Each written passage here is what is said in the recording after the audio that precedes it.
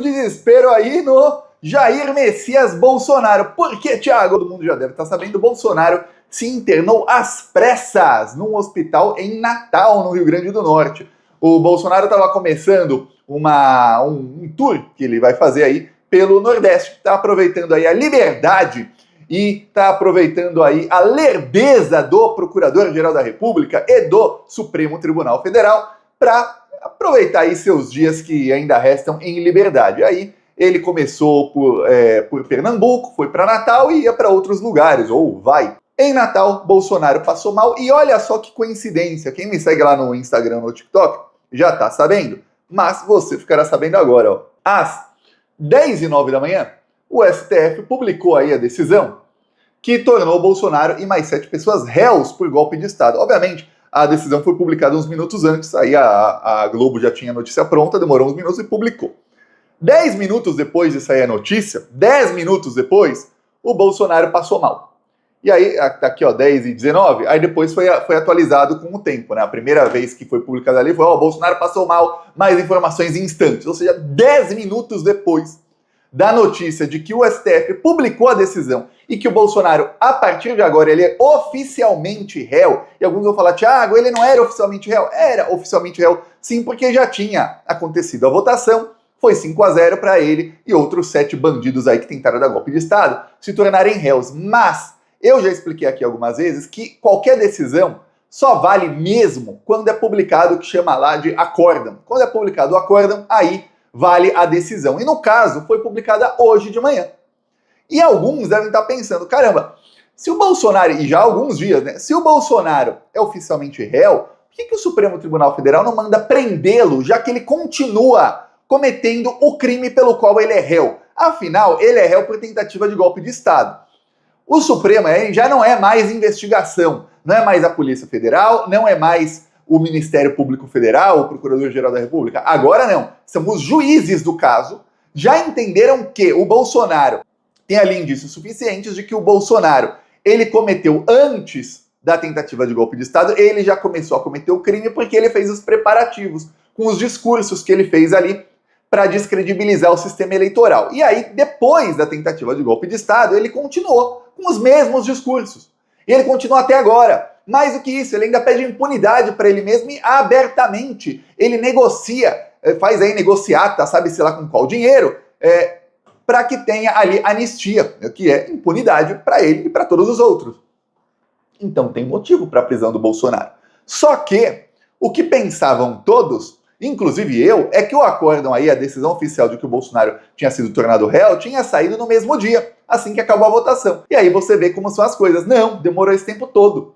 E aí, as defesas já estão em prazo. O prazo das defesas começou naquele dia. Mas só saiu agora o acórdão. Ou seja, a partir desse momento, se o STF entender, no caso o Alexandre de Moraes, e se o Ministério Público entenderem, olha, o cara já não é mais investigado, ele já é réu, quer dizer que não é só a investigação, mas também quem está julgando o caso já viu ali indícios de que ó, ele cometeu crime. E ele continua cometendo o mesmo crime, prenda, prisão preventiva. Bolsonaro ficou aí morrendo de medo e correu para o hospital. E aí teve a desmoralização dele. Por quê? Porque faz aí algumas semanas, poucas semanas, o Lula, ele entregou 779 ambulâncias do SAMU. E aí, eu inclusive mostrei nas minhas redes sociais, 789 ambulâncias do SAMU. E aí eu até mostrei nas minhas redes sociais, ó, foi no dia 14 de março. Aí tá aqui, ó, o governo Lula com várias ambulâncias. Cheguei a mostrar aqui, no Plantão Brasil, que o ministro Alexandre Padilha fez até uma ambulanciata. Então tem bandido aí que fazia motociata para pedir golpe de Estado. O Alexandre Padilha fez uma ambulanciata com 180 ambulâncias que entregou aí ao SUS, todas as ambulâncias do SAMU, lembrando que o SAMU foi criado pelo Lula por decreto em 2004. Por que por decreto, Thiago? Porque o Lula não sabia se ele teria maioria no Congresso para aprovar aí o SAMU. Seria um gasto aí bilionário comprar ambulâncias para várias cidades do Brasil, né?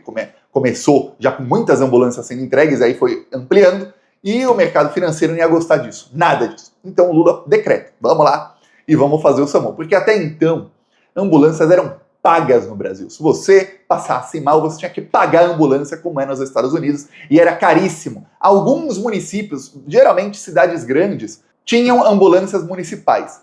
A grande maioria do Brasil não tinha. Ou pagava ou morria, e mesmo assim pagando não era todo lugar que tinha. Aí o Lula universalizou serviço de atendimento universal, é o SAMU. Pois bem, aí o Bolsonaro, ele começou a falar que tá passando mal, deve ter comido camarão sem mastigar. Toda vez que a situação jurídica dele piora, ele come camarão sem mastigar. E aí o Bolsonaro foi internado, adivinha onde? Numa ambulância que o Lula tinha acabado de entregar. Tá aqui a foto do genocida entrando na ambulância. E aí você vai ver, é uma das ambulâncias novas do Lula. Quem salvou a vida do Bolsonaro foi o Lula. A ambulância novinha em folha aí, porque senão ia dar ruim para ele. Aí, isso se é que ele tá realmente passando mal, né? Comenta aí, plantonista, você acredita que esse senhor aqui, ó, logo depois que fecharam a porta da ambulância, ele foi ver se tinha muita gente olhando? Aí já tava bom, aí até levantou, ó. E aí, você acredita que ele tá passando mal ou é migué para tentar evitar a prisão? Comenta aí. E é engraçado que mandaram até, olha só, a governadora do PT, a Fátima Bezerra, mandou até helicóptero para levar o Bolsonaro para o hospital. Aí, por um lado, é uma desmoralização muito grande aí para quem tentou acabar com o SUS como o Bolsonaro, para quem desinvestiu em saúde aí como o Bolsonaro, ele ser salvo por uma governadora do PT e por ambulâncias novas compradas aí pelo Lula. Só que, por outro lado, qualquer cidadão que passa mal, vem um helicóptero buscar o cidadão? Então, se eu tô no Brasil, ai, me deu dor aqui de estômago, vem um helicóptero buscar o cidadão? Não é assim para qualquer cidadão. Por que é pro Bolsonaro? Ah, Thiago, é porque vai que acontece alguma coisa com o Bolsonaro e ele ia culpar que ele estava num estado do PT, que foi descasado. Peraí, toda hora que tem problema jurídico, ele inventa isso aí. E se acontecer, vamos supor que é verdade, ele está realmente passando mal, e aí não vem o helicóptero, ele tem uma complicação, ele morre ali, e o bolsonarismo culpa a governadora do PT. Ela tinha que aparecer na câmera e falar, olha, eu demorei para enviar o helicóptero, o mesmo que o Bolsonaro demorou para enviar o oxigênio às pessoas que estavam morrendo sufocadas em Manaus. Ó, demorou quanto? 10 dias. Lembro que chegou oxigênio da Venezuela, de caminhão, antes do oxigênio que o Bolsonaro enviou. 10 dias. Chegou até o Whindersson, fez lá a campanha para enviar oxigênio para Manaus. O oxigênio do Whindersson Nunes chegou antes do oxigênio do governo brasileiro. Chegou a falar que não tinha avião, que o governo não tinha avião para levar oxigênio. Lembra disso? Se acontecesse alguma coisa, a gente sabe que é migué do Bolsonaro. Olha, minha opinião. Aí ia falar, ó, e daí? Não sou veterinário? E daí? Não sou coveiro? Era isso. Só que não. Era helicóptero pro Bolsonaro fazer lá a palhaçada, o teatrinho dele. Aí entrou no hospital e, obviamente, bolsonarista não consegue respeitar nada, né? Imagina você estar lá no hospital precisando de repouso, silêncio, com dor, tendo que dormir, tendo que ter anestesia naquela, e de repente chega aqui essa turma.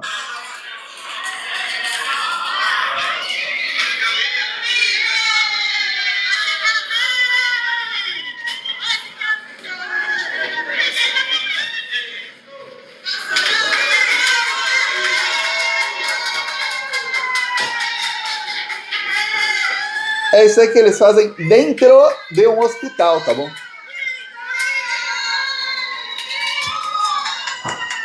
Ah, mas se você buzinar perto do hospital, aí você leva a multa. Mas esses dias, até a enfermeira gritando.